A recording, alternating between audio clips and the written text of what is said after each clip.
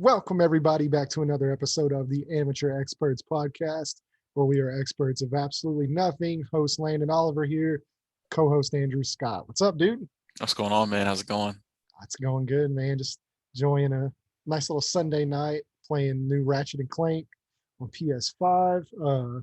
Shout out if you do have a PS5, definitely go pick that up. That game is super awesome. Um, yeah, man, I'm super excited to get into this one. Uh, Today we are doing busts for the upcoming 2021 NFL fantasy football season. We each have three different players that we are going to avoid in this draft. Whether you're doing redraft, whether you have dynasty, maybe this doesn't necessarily reflect dynasty, but this will reflect how we feel about their upcoming seasons compared to, sometimes their ADP compared to other players going around that certain player who we like better. And some of them are just players that we're just don't think is going to have a good year. Uh, so I will preface this. Maybe bust is the strong, like, that's like the most extreme word you can use. Because Yeah, some of that's these the big players scary are actually, word yeah, that gets the clicks now is bust, but sometimes it's just more, at least for me personally, more it, hype. it, it really changes throughout the offseason based off where guys are going in the draft because I do think everybody has a price, and these draft slots are going to fluctuate a lot between now and whenever most people actually will draft in, like August. So some of these guys might even change, but yeah, I mean, it's early, so bust is a scary word to use this early in the process, but um, somebody's got to do it. Yeah, I mean, it's like I said, it's the most extreme word you can use because some of these guys are actually really good players, but I think just the expectations, especially based on last year, um, it's just gonna be hard for a repeat performance. Um, and so I think we just want to temper expectations by saying we don't think, like, especially if one of these guys is on your team or if he's your favorite player, we're not saying he fucking sucks. We're not saying that. We're just saying watch out this year, um, relative to where you draft him or relative to what kind of performance you're expecting. So we will go ahead and get started. Um, and this is pretty interesting for both of us because we didn't really collaborate too much on this. Of course, we did know the topic we wanted to go with, but um, we actually have two players, same position, same team, you know, but like I said, they're two completely different players. And that is the Minnesota Vikings wide receivers. Um, so first off, one of mine, my very first bust candidate for this season is Justin Jefferson. Um, now, like I said before, let me preface this. Does this mean Justin Jefferson is a bad player? No. Does this mean Justin Jefferson is going to have a bad season? No. Does this mean should you expect what he had last year as a rookie coming into this season? No. And that is where I diverge into where I think he's just a possible bust candidate. Because I think people are going to be taking him very high. They're going to be expecting him to have the same production, or even a lot of people are expecting him to, ascend. And he very well might ascend as, on the field. I just don't think those fantasy numbers are going to be as great as they were last year. Especially, Irv Smith's getting more involved. Kirk Cousins another year. We can see if he can keep up. Because if you remember, the targets were not super high for Justin Jefferson, but his level of efficiency, especially for a rookie, was at, I mean, like, it's historically never been done except maybe Randy Moss. Um, and obviously we know what Randy Moss became, and but even he had down years. I mean, it's going to happen. So I think a lot of people are going into this season expecting, when Justin Jefferson's going to his second year, he's going to get better. Those numbers are going to go up. He's going to get more targets. It's very possible. I don't think he's going to get more targets. I think his targets might stay the same. I think his yardage decreases.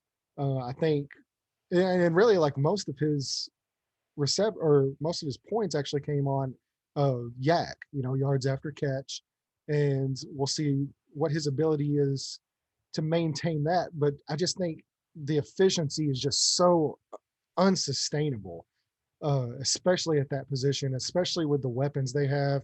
Dalvin Cook, they could look to run the ball more. I know he had, um, he's always an injury candidate. Dalvin Cook is, so we'll see how the season plays out with that. But I, I just don't think it's going to be as efficient as it was last year.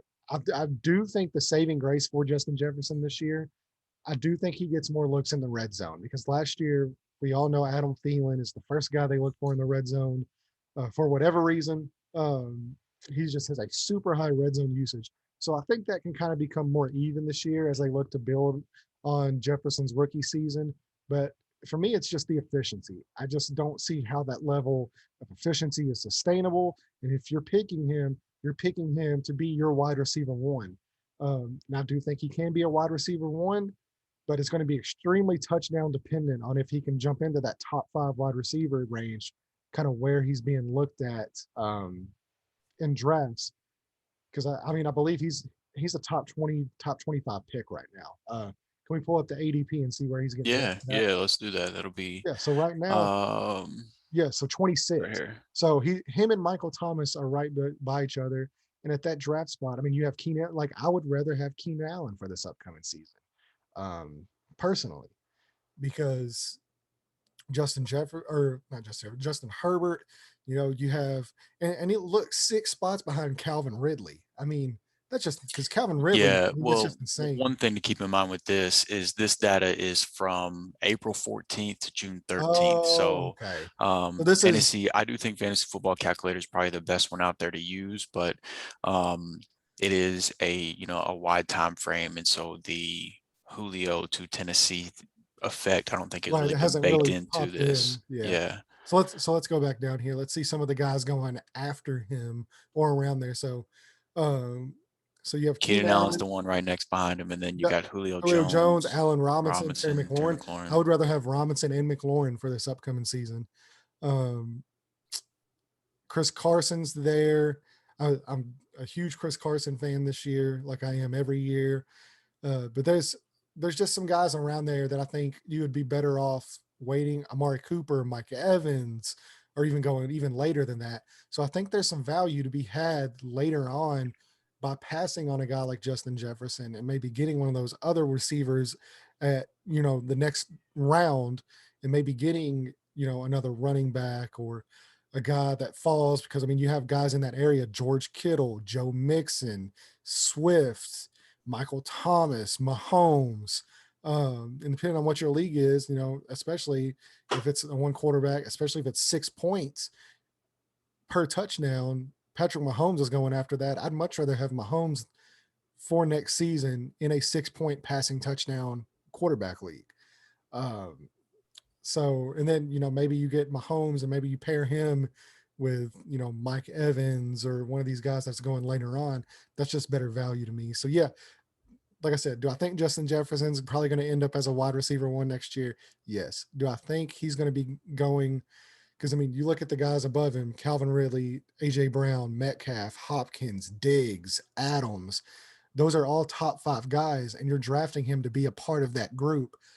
I just, for him to hit that group, it's going to have to be, once again, historic levels of efficiency. And I just don't see how that's sustainable.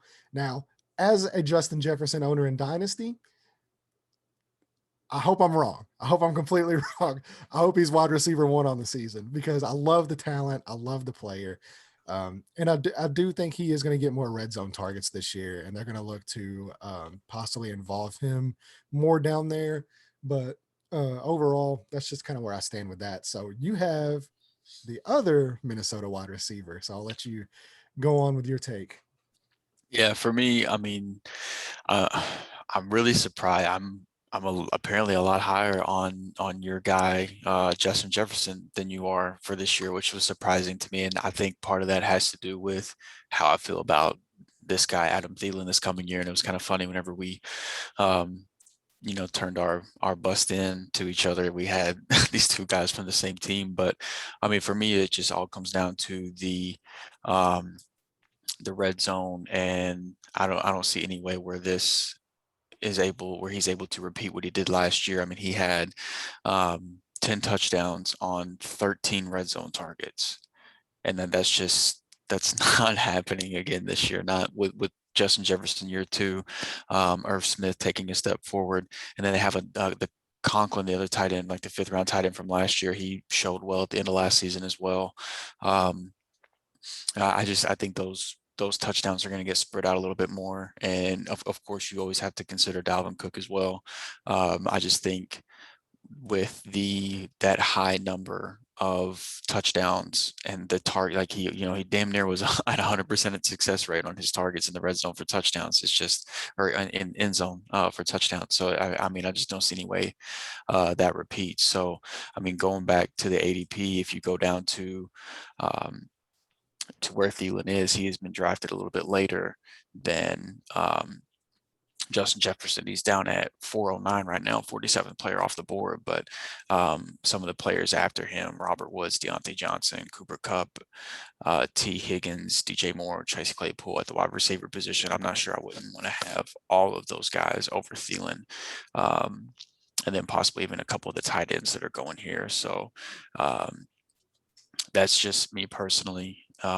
It's obviously for me, I am a Rams fan, so having two Rams receivers go off right after him, both who I'm higher than both of these players than what their ADP is right now. So that one made this a little bit easier for me. But yeah, it just all comes down to the touchdown regression for me with Thielen. I just don't see him, being able to repeat those numbers. Yeah. Yeah. So pretty much it's almost kind of the same thing with my pick. Is just the levels of efficiency that Kirk Cousins and those wide receivers had last year were almost at a historic level, especially in the red zone. And I just don't see Cousins sustaining that level of efficiency in that case, meaning the wide receivers aren't going to be able to sustain it. Now, like I said, we might be surprised. It's still a very good offense. It's still going to put up Mhm. some points. It's going to go basically as Kirk Cousins goes. And obviously, they drafted Darisaw. He's going to have a little bit more protection this year. Um, Hopefully, we get a healthy Dalvin Cook this year.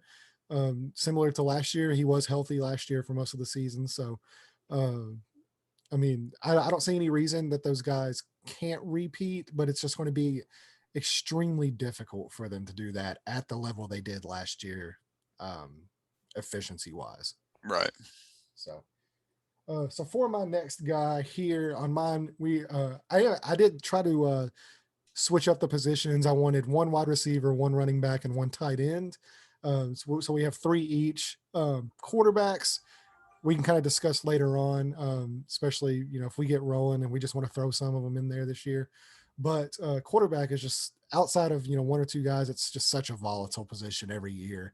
Um, I mean, for me, if outside, like anybody going before like the seventh or eighth round, just count me out pretty yeah, much. In a one quarterback league, I'm I'm yeah. forever waiting Looking, on yeah, quarterback. guys like So yeah. I mean, you got guys like Tannehill going in like the 10th, 12th round. yeah, Um, it's I mean the difference in production from like the quarterback Going in like the six or first or second seven to round, the and yeah, quarterback 18, it's just not that big of a difference. There's no, unless you just have a good feeling that a quarterback that isn't going as quarterback one is going to finish as quarterback one. Like if Lamar is your guy and he's quarterback four and you have to take him in like the sixth or something, but you think he's going to be quarterback one, I mean, if you want to shoot your shot, go for it. But I believe I have just as good of a shot finding the quarterback one in the ninth, 10th round. And if I don't, then I just stream the position the rest of the way. And, it's everything's all good. I mean, in one, super flex league, always it's completely different than one quarterback right, leagues, uh, you can count me out on any quarterback going, in those first 5, 6, 7 rounds. right. So getting into now my second player at the running back position, it is none other than hit the graphic, David Montgomery. Um, Now we know what he did last year. Averaged the last 6 weeks of the season 25.7 fantasy points per game. Finished RB6, RB1, RB6, RB2, RB8, and RB5 during the last 6 weeks of the season. Just went on an absolute tear to end the year. Now, let's talk about the defenses he faced.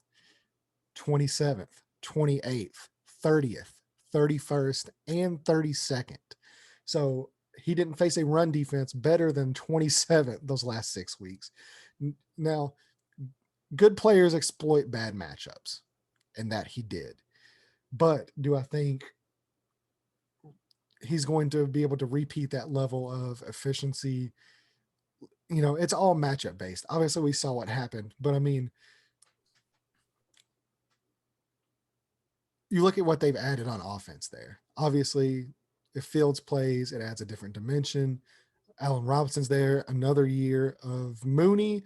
And there's been a lot of talk in training camp about Mooney getting a lot more involved in that offense.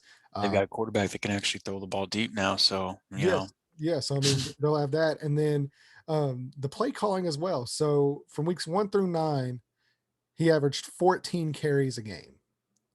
Whenever they went to those bad matchups, he averaged 19. So I mean, you're looking at a guy that in bad matchups, yeah, he could get 20 a game, but I mean, you're basically you're drafting that guy early enough to where you're looking at RB2, maybe late RB1. If we pull up the ADP, let's see if some guys going about where he's going. So we have Chris Carson, James Robinson, Kareem Hunt. Then obviously you got the receivers, Allen Robinson, Terry McLaurin, Evans, Cooper, Mostert, Godwin. All of those guys, Clyde Edwards-Helaire is going 2 picks before. All of those guys on that list, except maybe James Robinson because of the Etienne pick, I would much rather have than David Montgomery on my fantasy team. And I think if you're picking a running back in this kind of an area, you're either going 0 running back strategy, and at that point, you're going to want to pick some more of these wide receivers. You want to stack those wide receivers, and then maybe try to get a guy. If we go down a little bit further, one of the guys I really like this year is Myles Gaskin. I would rather have Myles Gaskin, honestly, right now, than I would David Montgomery at that price point. Melvin Gordon, I'm not a huge fan of. Let's go down. Let's see if we can find some more guys running. Chase Edmonds, I'm not a huge fan. Mike Davis at 68. I think Mike Davis is going he's to criminally underrated. Yeah, that is ridiculous. So if you're going 0 running back, that's a guy you're targeting with your first or second running back pick is Mike Davis. Fournette, possibly. I think Montgomery's in that same. Look at Najee Harris all the way down there. Yeah, he's another one that I think, Yeah. there's no way he's getting drafted in the back of the 6th, Yeah, beginning so of the I mean, 7th round so I mean, by yeah, the time August gets here. yeah. So I mean, would I rather spend a top, basically a 30, like top 30-ish pick on David Montgomery? Would I rather have Mike Davis and Najee Harris at 68 and 73? You give me those two guys all day. And then I'm stacking my wide receiver core. So yeah, I just think where he's getting drafted at, based on the ending run he had last year against some of the worst defenses in the league. Like I said, good players do exploit bad matchups, but I mean, you got to look at the whole year. You can't just look at a snapshot of the season and be like, well, from weeks blah blah blah, Right. he was this. I mean, yeah, is the guy talented? Yes. Is the offense possibly better with Justin Fields? We're assuming so. We don't know because we haven't seen Fields play in the NFL yet, but we are assuming so. But Nagy's still there. The offensive line should improve, but there's some question marks still there. It's going to be interesting. But yeah, I'm not taking him at 34, especially with a guy like Chris Carson going right there before him. And then, I mean, Kareem Hunt, I still think that's a little high for Kareem Hunt, honestly. Yeah, I But agree. I mean, if Kareem Hunt goes even later than that, if something was to happen to Nick Chubb, similar to what happened last year, Kareem Hunt's a locked and loaded top 10 running back on the week. If Chubb goes down. So yeah, that's just where I stand with David Montgomery. I think people are just seeing that snapshot on how he finished the year that's causing his ADP to go crazy. And I just think if you're drafting him in that range over guys like, like I said, McLaurin, Evans, Cooper, Godwin, Julio Jones, CeeDee Lamb, I just think you're setting yourself up for failure. Yeah, I actually don't really have a problem where he's going among running backs. As far as the guys going behind him, other than maybe like Mike Davis, I really don't have a problem with the guys he's going in front. And then obviously Najee Harris is going, he won't be anywhere close to where he's going come August, He'll, whenever yeah, these I was gonna like say he'll be he'll way climb up. once training camp. Yeah. So I'm not even considering him in this conversation. Like there's no chance he's behind David Montgomery in August in ADP. But as far as guys that we realistically might be the case, that's really the only Mike Davis is the only one I really have a huge problem with. The issue that I have with him is the receivers that are going around it, which just makes it. Yeah, I never want to go into a draft thinking I'm going to do this no matter what. Like I'm going to take this position no matter what with this amount of picks or whatever. I want to try to stay water and, just let the take what the board. draft gives Yeah, me. let the But board fall to you. it's looking more and more like I'm going to try my damnedest to leave the first 2 rounds with 2 running backs if the board falls in a way where I'm comfortable making that happen, man. Because once you get out of the first couple of tiers of running backs, it gets really sketchy. And the receivers that you could be taking, if you do go receiver early, which there's, good receivers to be had early too. But if you do go receiver early and then you're in the 4th round and you just feel like you need to take a running back, the receivers you're going to have to pass up on to make that happen is not going to feel good. Um, and Montgomery is a guy that you're going to be, drafting in that range and passing up on guys like Julio and A-Rod, McLaurin, Godwin, CD, guys that I would much rather have on my team just across the board, not considering position. So that's really the issue that I have where he's going. And obviously you got to, Damian Williams was brought on board. Tariq Cohen's going to be back from injury. So there's plenty of other factors too. But even knowing all that, yeah, that's my biggest issue overall. I really don't have a problem where he's going amongst his position, but it's just those other guys on the board at other positions around him, man. I would not feel good taking Montgomery and not those guys. Right. Yeah, exactly. So I'll let you hit your second bust here.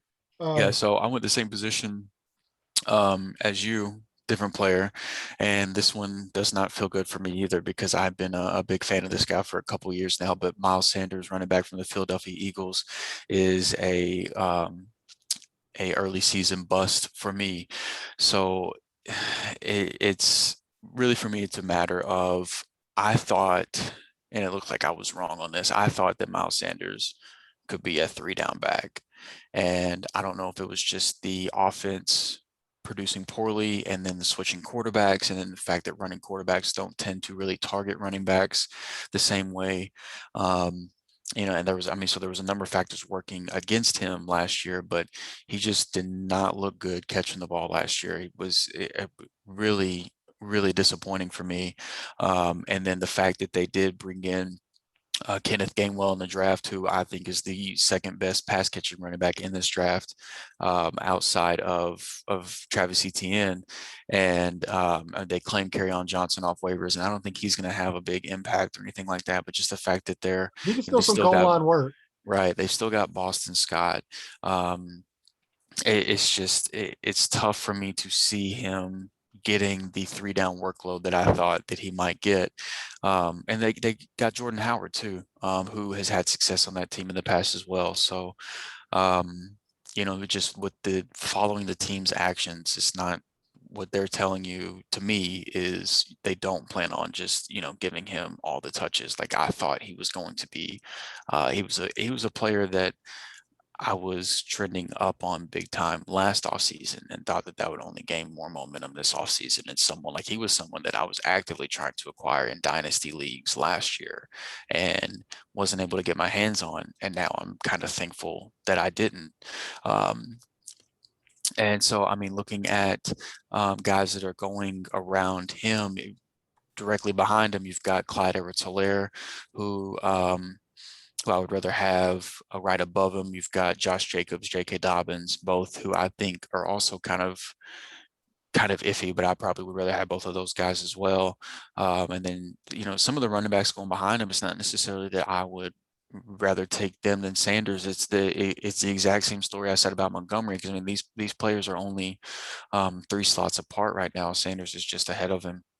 But the receivers, again, that are going in this range, I just I don't want to draft Miles Sanders whenever I could draft Allen Robinson or I could draft Mike Evans or Julio Jones. I You think know, Terry McLaurin is severely underdrafted. that could very well end up being the case if he stays in the back of the third round. Yeah, that wouldn't surprise me a bit. So it's the same story with Montgomery, really, man. I just don't I don't like the running back. I like Clyde a lot. In this group. I think his upside, and he's like a classic post hype sleeper where he was, really built up last year, and most felt disappointed in what you got from him your rookie year. Even though if you really look in it, it wasn't a bad rookie year. It was just some of the timing of some of the unfortunate things that happened really, it sets fresh on the mind of fantasy players. But Right. um, I think he's a guy that is going to easily outproduce his value in redraft right now. So he's really the only one in that group that I'm happy with. And if I'm not getting him, in that area in the draft, I'm not really going to be happy with the running back I do pick. So again, it's just a matter of wanting to have other positions at this point versus where Sanders is going, and then just the lack of three down work. I just don't see that in his future personally. Yeah, and your hate for Chris Carson continues into another year. Ride the train, baby. Yeah, you are. You're never gonna get that train right though. Chris Carson, love him. He does nothing but produce. That's all he ever does. So I don't know. Actually, I wasn't surprised you picked Miles Sanders. I don't know if you did see the news that came out today that his running back coach. Did you see about that? Uh-uh. Oh, well, to echo your sentiment, his running back coach today said he envisions a backfield with running backs who can fill different roles and downplayed the idea of them needing an every down guy. Oh wow. That's coming directly from the Philadelphia running back coach. So, Okay. Well, and yeah, see, that makes me feel a little bit better about my pick then. yeah, see, that's what I figured. I thought you saw that report today when you No. sent me Miles Sanders, and I was like, oh well, yeah, he definitely saw the report. So yeah, that's kind of what they're and the head coach has also repeatedly mentioned using a committee type running back room as well, getting all those guys involved and getting them all touches. So yeah, the workload is very questionable there, and then you add that to the fact that his pass catching and like you said, the guys they drafted, Kenneth Gainwell, some of the guys they brought in there, carry on and stuff like that, could possibly steal some red zone targets. Boston Scott is still a very good pass catching back. I mean, it's a very muddled situation, and like you said, if you're picking him where you're picking him, you're going to be passing on some really talented guys that I think would be able to help you win a title next year, as opposed to Miles Sanders. So going into my third guy here, it is a guy who's not being drafted super high, but I think just based off of what happened last year, some guys might be expecting a repeat or might be expecting a top tight end performance, and that is Robert Tonyan. Um, Now, I love Big Bob Tonyan, love him as a player, loved watching him last year, but you got to look. That guy was extremely efficient in the red zone, similar to your Adam Thielen argument, catching double-digit touchdowns there in Green Bay from Aaron Rodgers, who, by the way, we still do not know if he's going to be the quarterback there or not. They've got Jordan Love taking snaps right now, but yeah, that's just such a muddled situation. And then even with Aaron Rodgers, we pull up some of the numbers here from Big Bob. Uh, so he has been so some of the very encouraging things is he's been targeted 81 times the last two seasons. You know how many drops he has? Zero. Very secure with the ball, but there's some guys that are picking him to finish even in the top three tight ends, and I just don't see that happening. No. Especially when you have guys, Kittle missed most of the year last year. Kyle Pitts has been drafted. Jonnu Smith and Hunter Henry are on new teams possible. So I mean, it's going to be interesting to see how that works out. But yeah, just the efficiency. especially if Aaron Rodgers does not play. He's completely off my board. But if you're drafting him um, to be a top tight end target next year, I think you're going to be disappointed with the production you're going to end up getting, because if he can't maintain that level of red zone efficiency, then because tight end in general is such a volatile position due to the touchdown dependency. Whenever you have a guy that ends as high as he did because of the touchdowns, if they don't repeat that the next year, you're looking at a guy that's outside of the top 15 without that same level of efficiency. So you're drafting him to be top 6, top 7 tight end. Let's look and see where he's going off on the board here with some tight ends. So, so we have TJ Hawkinson going, Jonnu Smith. Let's see. Kyle Pitts, Evan Ingram. Yeah, so there's Right there. Robert Tonyan going there. And I don't necessarily have an issue with where he's going among all the other players. I think 152, if you're not drafting a tight end early, you could, possibly get some, if you're basically punting the tight end position. But I think Blake Jarwin is going to have a better year. He's going to be back there healthy in a loaded offense, especially there in the red zone. Tyler Higbee could possibly have a better year. And even if Tyler Higbee doesn't, there's been a lot of talk about that rookie tight end they drafted with Tyler Higbee still out right now in training camp. There's been a lot of talk about the Rams using him. Um, Zach Ertz, we'll see what happens with that situation, but we have a feeling that he's going to be on a new team, new change of scenery, Mm-hmm. especially a team that needs a tight end to target like Buffalo, or even if he lands in Indianapolis back with Frank Reich and Carson Wentz. There's been some rumblings with that. So, I mean, we could see that position play out. But yeah, I mean, like I said, don't necessarily have an issue with where he's going as opposed to the other players. It's just, I think if you're drafting Robert Tonyan and expecting a tight end one performance from him, I just think you're going to be disappointed next year. Yeah, I mean, and he's not gonna, he's not gonna be a guy that goes in the 12th round of every league. Like, I think more casual and home leagues and things like that. People are gonna remember, the part he played in Rodgers' MVP season last year, and he probably will be overdrafted in some leagues. But yeah, I mean, if he is there in the 12th round, I don't think that's a bad pick to make, assuming Rodgers is there. If Rodgers isn't there, all bets are off. I'm not. There's no way I'm even touching him. But there are some guys behind him that I still would prefer. Um, Higbee being the biggest standout for me, just with obviously with um, the uptick that you get from having Stafford there. I think that raises his ceiling quite a bit. So I would rather wait around and just take a shot on him if I'm waiting this late at the tight end position in the first place. But yeah, I mean, he had 11 touchdowns last year, and I don't think he even broke the 60 target mark. So it's even if Aaron Rodgers is your quarterback, it's tough to Maintain. yeah, it's tough to replicate that type of performance. So Yeah, and even if you put him on the league average of touchdown efficiency, you're looking at maybe like a 7 touchdown year, and that drops him all the way. What was he last year? Tight end. he was tight end like 3 last Yeah. year. No, Hawkinson, I believe, was 3. Um, let's see where he ended up on the year. And we are going off of our league here in Sleeper. It's a .5 PPR league. Yeah, half point. But let's see. So he enters as tight end 4. So you're looking Okay. at if you bring him back to the league average tight end efficiency, you're looking at him dropping down all the way to about tight end 11. Um, and just because the targets and the yardage is almost non-existent there, it's such a touchdown dependent position. Um, Right.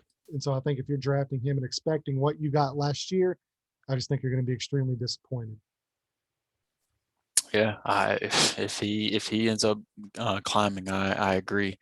So I couldn't really find a tight end I had a huge issue with on where they were going. Um, the only thing I could really think of I didn't. I'm not ready. Not this year. Maybe next year. But the only tight end argument really that I was almost thinking about making was saying that Kelsey wasn't going to be worth the first round pick. Um, and I thought about I, it too. I almost want to say it, man, but um, I think it might be like 1 year too early, honestly. But we'll see. We'll see. That'll be interesting. But that was the only direction I was going to go if I went with the tight end position. So I went with another running back before I switch over and reveal his little screenshot. Let me find where he's going because he is up here a little bit higher. There we go. Okay, so my third and final quote unquote bust is Chase Edmonds, running back with the Arizona Cardinals. And I know, the idea was Kenyon Drake is out, enter Chase Edmonds, and then the Cardinals appear to have different plans. They brought in James Conner, who I think will have a very similar role to what Kenyon Drake had last year. And I really don't expect Edmonds' role to change too much, even with Kenyon Drake gone, just me personally. I mean, there were games that Drake didn't play last year, and I didn't really see Edmonds stand out and take over the way that I think it would be expected once Drake was out of the picture. And, I mean, I I have trouble seeing him as more than a third down back. Now he could end up proving me wrong. It's going to be most likely a high scoring offense. There should be plenty of scoring opportunities to go around, and if he can capitalize on that in full PPR leagues, I really don't have too much of an issue with it. But just where he's going right now. It's the same old story with running backs. You've got Ronald Jones and Mike Davis both directly behind him. I think I would rather have both of those guys at the running back position specifically than, of course, obviously Najee Harris. But as we said, we don't expect him to be going there. But then some of the receivers going after him, DJ Moore, Chase Claypool, Brandon Ayuk, not as high on DJ Chark, but a couple of those guys I would rather have at this point here in the fifth round, and then a couple of the different receivers that are going down in the seventh round even as well. Yeah, And then once you get into the seventh round, you really start getting into some of the quarterbacks that might possibly catch my eye, to where I would be hopefully loading up on some receivers earlier on at that point where I would be picking Edmonds. I'm not in love with the player or where he's being drafted right now. yeah, this list, man, like it really brings into focus just how deep wide receiver and quarterback is. And the way you're able to get um I like I've never been big on the zero running back, but I've understand it. I've actually, tried it a few different times. Had some middling success with it, never won a title with it, but just the way the league's changing with some of these wide receivers and the passing numbers and stuff like that. If you're not getting a running back, if you're not coming out of your first 2 to 3 rounds with a running back 1 and 2, it's almost going to be impossible, outside of injuries to win your league. And I mean, a big part of that, if I scroll up here to the very Yeah, top, and now that we've got all three of our busts behind us, I mean, just look at the first 8 picks of the draft, man. Like you've got 8 running backs coming off the board before another position is even being touched. So you're talking about in a standard 12-team league, almost the entire first round is is the running back position, and 9 of the 12 picks are running backs. So yeah, and I mean, yeah, and you can even go down here to like Akers and Gibson. You're looking at that's 12 deep going down to Gibson, and you're passing up that running back because after Gibson, you're getting into guys like Joe Mixon, DeAndre Swift, J.K. Dobbins, and with those type of dudes, you're basically just hoping you're getting an RB1 performance from them during most weeks. I think they're very strong RB2 candidates as opposed to these guys here at the top. I think Gibson, I would put Gibson up way up there. I would probably put him top. I'd put him over Zeke, honestly. Um, I think Gibson is posed for a McCaffrey like season. That guy's. I can't speak anymore about Antonio Gibson. I'll go on a tangent. And it's going to be an hour long just because of how much in love with him I am this year. Um, and I don't want to hear about the toe thing. I don't want to hear shit about the toe thing because they just had a thing that come out today. that was saying he is back to full strength. He's making full cuts and everything. The toe is no longer an issue like it was a week ago when the world was ending because his toe was not even really bothering him that much. It was just sore. So we've officially hit that point in fantasy football where the sore toe is now calls for a guy's ADP to drop 2 rounds.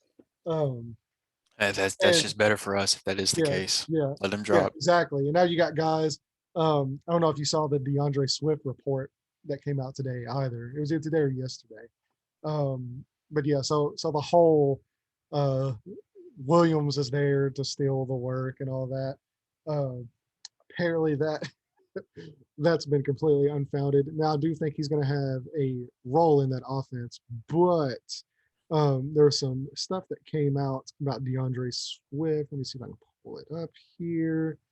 Let me find it. Yeah, so obviously, you see, there it is. It was 2 days ago. Yes. So there was the 4 takeaways from the Detroit Lions recent mini camp that they had. One of the 4 takeaways was um, that Swift and Williams should catch a lot of passes in this offense, but it would not be surprising if they each caught more passes than any of the wideouts currently. Um, and the number one back that was seen in camp getting most of the reps with the ones and especially the receiving work was guess who? DeAndre Swift. So yeah, this whole thing that Williams is just going to come in and just supplant him and be the RB1 in that offense. It's not a Uh, thing. Um, yeah, I don't think he's going to get passed up by Jamal Williams by any means. He is somebody that I am concerned with, and I wouldn't feel good about picking him in the back of the second round. oh yeah, I Um, mean I don't think at that in the back of the second, yeah, because at that point you're hoping, like I said earlier, you're hoping those guys turn into RB1s as opposed to being yeah, locked like and loaded type I guy. would rather have Clyde, who's going half a round later, personally, just this year. Um, but I do think his upside is capped just because of I don't expect the offense to be very good. So I do think it's capped a little bit, but I do expect that he is going to get plenty of targets because I mean the reality is he probably is Well, like see, the I mean, second best pass I catcher on don't that team. necessarily agree. I don't necessarily agree with that. That it's capped because the bad. How many times have we seen running back ones come out of bad offenses? I mean, it Yeah, happens but every he's not year. going to get James Um, Robinson. I don't think he's going to well, get I'm not James even talking Robinson about double James Robinson. touches. I'm not Well, talking about he's James kind of the Robinson poster per boy for se. that.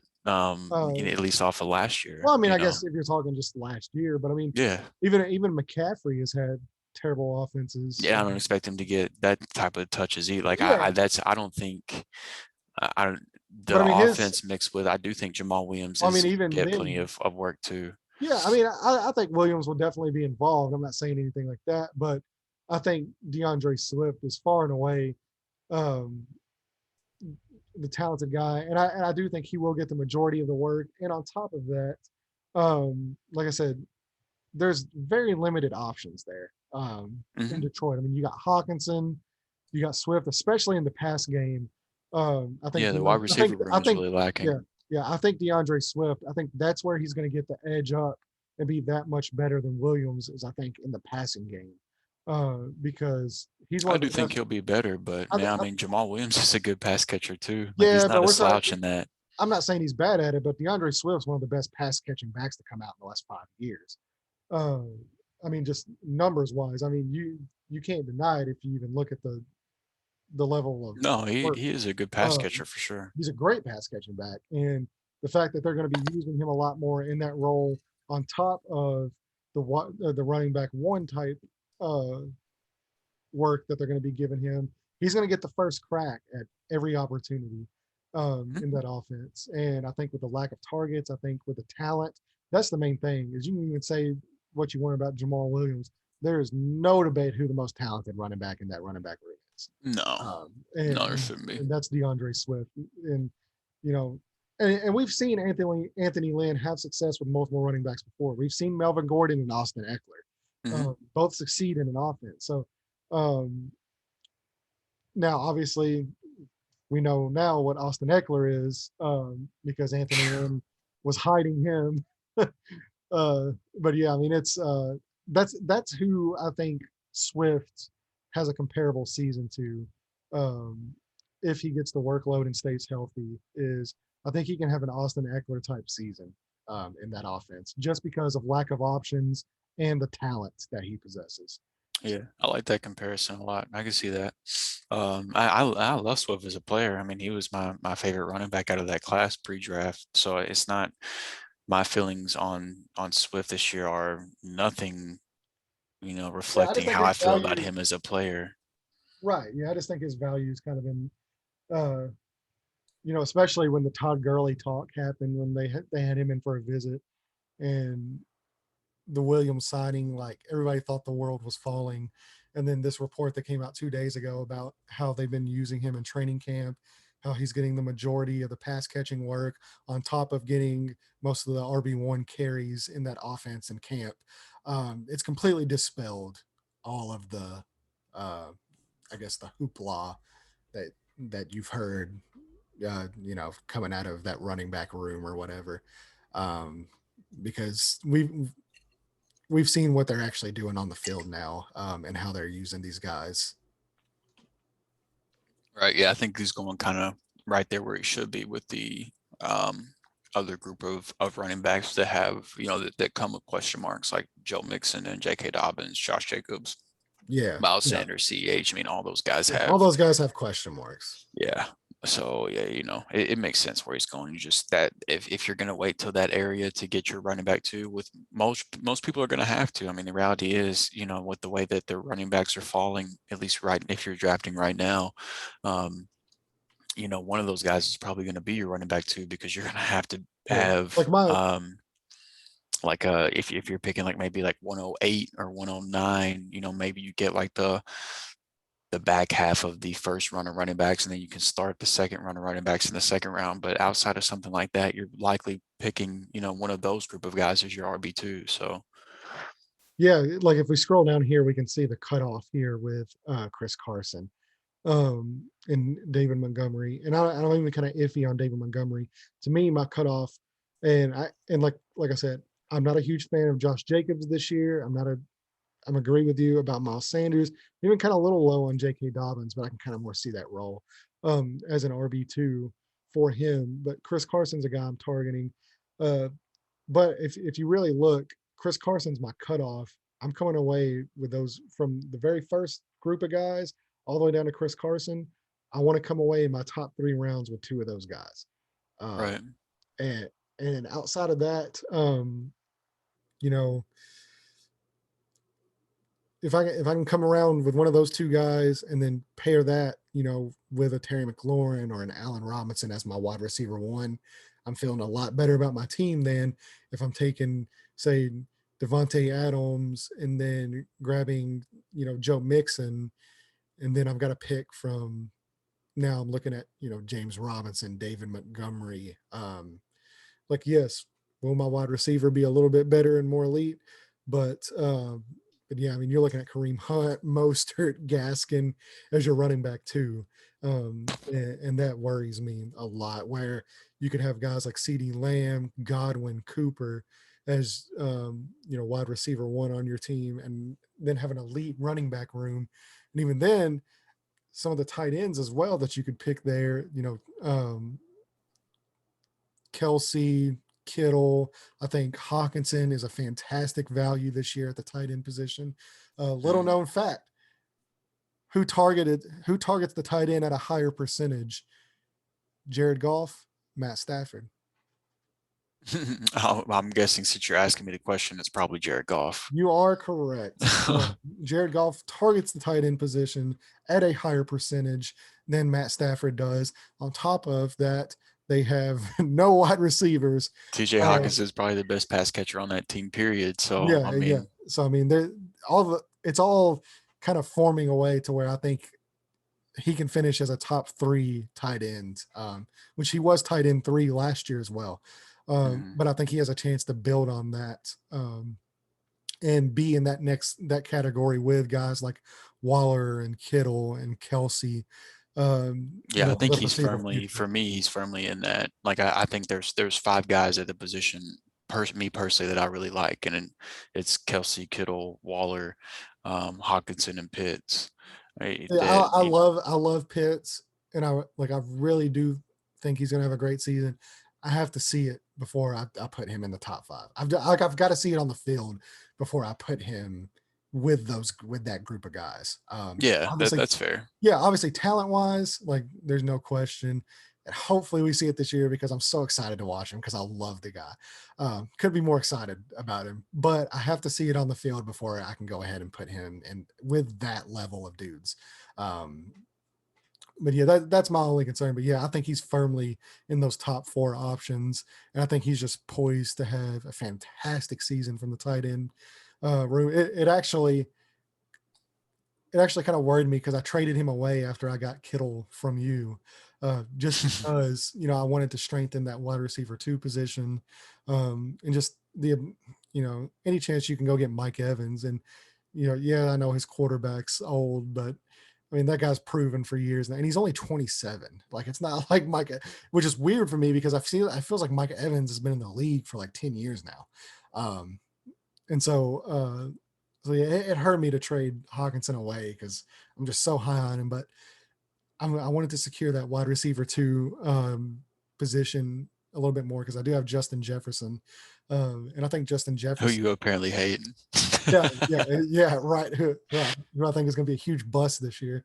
Um, but just even more of a reason for me to want to secure that wide receiver position. Right, right. What a terrible player Justin Jefferson is. I can't wait for like the takes that come out of this podcast. Uh, like, oh, I can't believe you said this player's so much better than this guy. Like, you might you're just a hater. That's what we'll get. You're just a hater. You just oh man. What are you gonna do? So well anyway, just not to run any longer, we will have our my guy picks, which I mean we don't want to trademark the my guy thing, but because that's already been done. But we will have guys that we are higher on next week's episode. I think that's just kind of a good way to take the next episode is we've Yeah, given you our guys who are busts.